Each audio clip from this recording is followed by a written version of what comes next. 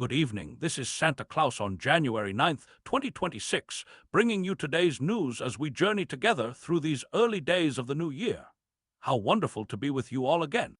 On this historic day in 1960, construction began on the Aswan High Dam in Egypt, a remarkable project that would later generate vast amounts of electricity and help control the Nile's annual flooding.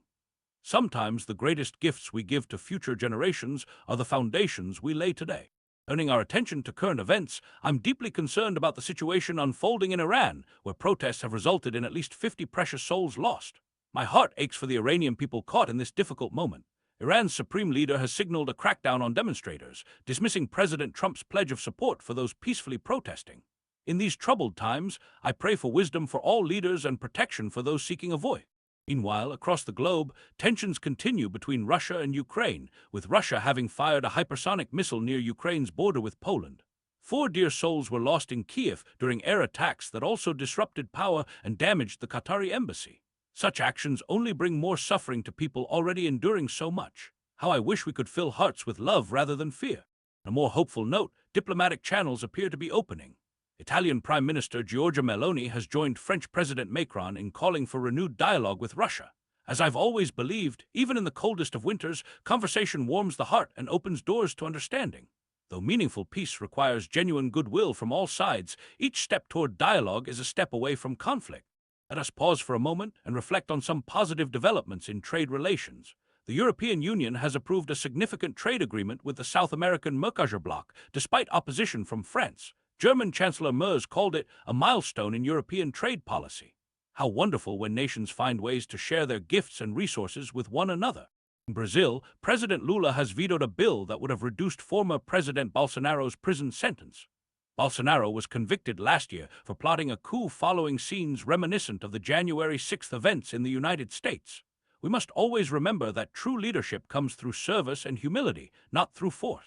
Regarding the situation in Gaza, a former UN envoy expected to help lead President Trump's Board of Peace for Gaza has met with Palestinian Authority officials in the West Bank. While the first phase of the peace plan has faced significant challenges, including airstrikes and border crossing issues, the pursuit of peace continues. My fervent prayer is for comfort for all those suffering and wisdom for those seeking solution. On the high seas, naval vessels from China, Russia, Iran, and host South Africa have begun a week of drills off the Cape Town coast. These BRICS nations are practicing maritime safety and anti-piracy operations. At the same time, the United States has seized a 5th tanker in the Caribbean as part of efforts to curb Venezuelan oil exports. These complex international relationships remind us that we are all connected in our global village.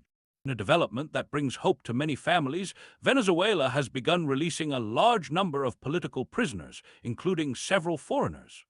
Every reunion of loved ones is a precious gift, especially for those who have been separated under difficult circumstances.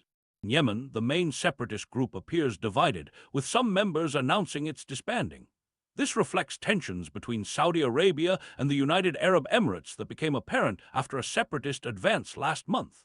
My heart goes out to the Yemeni people who continue to face such uncertainty and hardship.